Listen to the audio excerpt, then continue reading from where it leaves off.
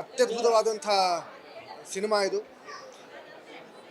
ತುಂಬ ಸಂತೋಷ ಕೊಟ್ಟಿರ್ತಕ್ಕಂಥ ನಮ್ಮ ಕನ್ನಡ ಚಿತ್ರರಂಗದ ಬಗ್ಗೆ ಒಂದು ಹೆಮ್ಮೆ ಅನಿಸುವಂಥ ಒಂದು ಪ್ರಯತ್ನ ಇದು, ಒಂದು ಪ್ರಯೋಗ ಇದು. ನಮ್ಮ ರಾಧಿಕಾ ಅವರ ನಿರ್ಮಾಣದ ಒಂದು ಸಿನಿಮಾ, ಅವರ ಅಭಿನಯದ ಸಿನಿಮಾ. ತುಂಬ ಚೆನ್ನಾಗಿ ಕಾಣಿಸ್ತಾರೆ ಕೂಡ ಅವರು. ಅವರಿಗಾಗಲಿ, ರಮೇಶ್ ಅರವಿಂದ್ ಸರ್ ಅವ್ರಿಗಾಗಲಿ,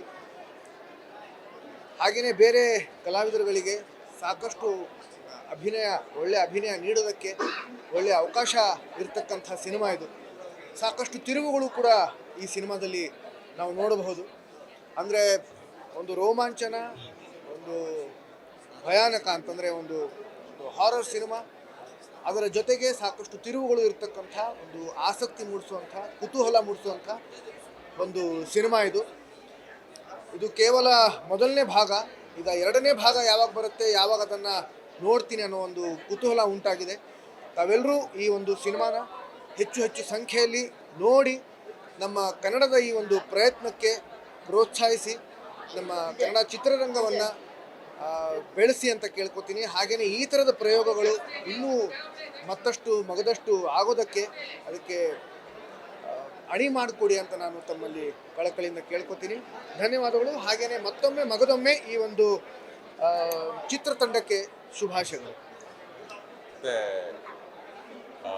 ರಮೇಶ್ ಸರ್, ರಾಧಿಕಾ ಇವರ ಒಂದು ಲುಕ್ಕನ್ನು ನೋಡ್ಕೊಂಡು ಹೋದಾಗ ಅಂಥ ಏನೋ ಇದೊಂದು ಹಾರರ್ ಪಿಕ್ಚರ್ ಇರ್ಬೋದು ಅಥವಾ ಏನೋ ಒಂದು ವೆಂಜನ್ಸ್ ಫಿಲಮ್ ಇರ್ಬೋದು ಅಂತ ಒಂದು ಸಾಧಾರಣವಾದ ಎಕ್ಸ್ಪೆಕ್ಟೇಷನಲ್ಲೇ ಕೂತ್ಕೊಂಡಿದ್ದು. ನೋಡ್ತಾ ನೋಡ್ತಾ ನೋಡ್ತಾ ನೋಡ್ತಾ ನೋಡ್ತಾ ನೋಡ್ತಾ ನಾವು ಕಲಾವಿದರು ಅನ್ನೋದನ್ನು ಮರ್ತ್ಬಿಟ್ವಿ, ನಾವೊಬ್ಬ ರೈಟರ್ ಅನ್ನೋದನ್ನು ಮರ್ತ್ಬಿಟ್ವಿ, ನಾವೊಬ್ಬ ಡೈರೆಕ್ಟರ್ ಅನ್ನೋದನ್ನು ಮರ್ತ್ಬಿಟ್ವಿ. ಈ ಸಿನಿಮಾದಲ್ಲಿ ಒಂದು ಡಿವೋಷನ್ ಇದೆ, ಒಂದು ಇಮೋಷನ್ ಇದೆ, ಒಂದು ಎವಲ್ಯೂಷನ್ ಇದೆ. ಎಲ್ಲದಕ್ಕಿಂತ ಹೆಚ್ಚಾಗಿ ಗೂಸ್ ಬಂಪ್ಸ್ ಮೂಮೆಂಟ್ಸ್ ಇದೆ. ಈ ಸಿನಿಮಾಗೆ ನಮ್ಮ ಮಾತುಗಳು ಪ್ರಮೋಷನ್ ಮಾಡೋದೇ ಬೇಕಾಗಿಲ್ಲ. ಈ ಸಿನಿಮಾ ನೀವು ಬಂದು ನೋಡ್ತಿರಲ್ಲ, ನಿಮ್ಮ ಮುಖಾಂತರನೇ ಪ್ರಮೋಷನ್ ಆಗಿಬಿಡುತ್ತೆ. ಅಂಥ ಒಂದು ಅದ್ಭುತವಾದ ಸಿನಿಮಾ.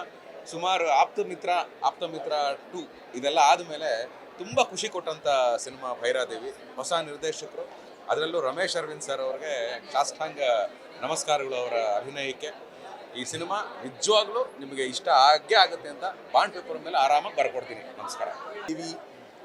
ಶ್ರೀ ಜೈ ಅವರ ನಿರ್ದೇಶನ, ಶ್ರೀಯ ತದ್ಭವ ಸಿರಿ ಅಥವಾ ಸಂಪತ್ತು, ಅದಕ್ಕೆ ಜೈಕಾರ.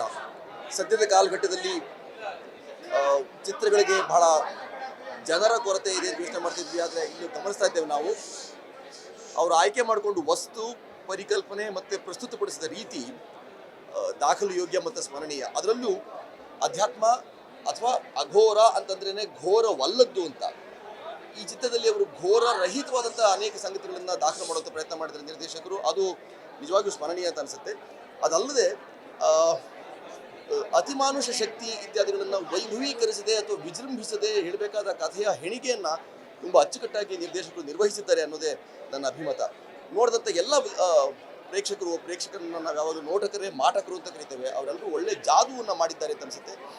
ಇಂಥ ಹೊಸ ಬಗೆಯ ಹೊಸ ಆಲೋಚನೆಯ ಮತ್ತು ಹೊಸ ಚಿಂತನೆಯ, ಹೊಸ ಕಥಾ ಹೆಣಿಗೆಯ, ಕಥಾ ಹಂದರದ ಚಿತ್ರಗಳು ಅನೇಕವು ಬರ್ತಾ ಹೋಯಿತು ಅಂತಂದರೆ ರಂಗ ಮತ್ತೊಮ್ಮೆ ಪುಟಿದೇಳುತ್ತೆ ಅನ್ನೋದೊಂದು ಭರವಸೆಯೊಟ್ಟಿಗೆ ಶ್ರೀ ಜೈ ಅವರ ಈ ನಿರ್ದೇಶನಕ್ಕೆ ಪೂರ್ಣ ಯಶವನ್ನು ಕೊಡ್ತಾ, ಅವರ ಅಭೀಪ್ಸೆಗಳೆಲ್ಲ ಈಡೇರಿ, ಅಭೀಷ್ಟ ನೆರವೇರಿ, ಅವರ ಕಂಡ ಕನಸುಗಳೆಲ್ಲ ಸಾಕಾರಗೊಂಡು ಉತ್ತರೋತ್ತರ ಅಭಿವೃದ್ಧಿಯಾಗಿ, ನಾನು ಮತ್ತೊಮ್ಮೆ ಹೇಳ್ತೀನಿ, ಶ್ರೀಯ ತದ್ಭವ ಸಿರಿ ಅಥವಾ ಸಂಪತ್ತು.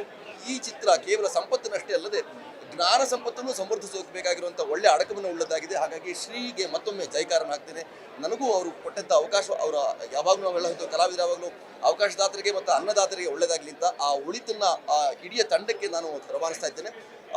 ಉತ್ತರೋತ್ತರ ಅಭಿವೃದ್ಧಿಯಾಗಿ ಅನೇಕರು ಈ ಚಿತ್ರಮಂದಿರಗಳಿಗೆ ಅಂದರೆ ಸಮರೋಪಾದಿಯಲ್ಲಿ ಮಾಡಿದಂಥ ಈ ಕೆಲಸವೇನಿದೆ ಸ್ವಲ್ಪ ದೀರ್ಘವಾದ ಸರಿಯೇ, ಆದರೆ ಅನೇಕ ಜನರನ್ನು ಇದನ್ನು ತಿಳಿಸುತ್ತೆ, ತುಂಬ ಜನ ಪ್ರಶ್ನೆಗಳಿಗೆ ಅದು ಉತ್ತರ ಕೊಡುತ್ತೆ ಅನ್ನೋದನ್ನು ನಾನು ಭಾಳ ಚೆನ್ನಾಗಿ ಬಲ್ಲೆ.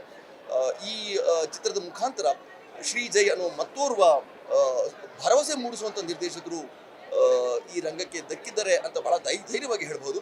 ಶ್ರೀ ಜೈ ಅವರಿಗೆ ಜಯವಾಗಲಿ ಮತ್ತು ಇಡೀ ತಂಡಕ್ಕೆ ಜಯವಾಗಲಿ, ಭೈರಾದೇವಿಗೆ ಜಯವಾಗಲಿ. ನಮಸ್ಕಾರ.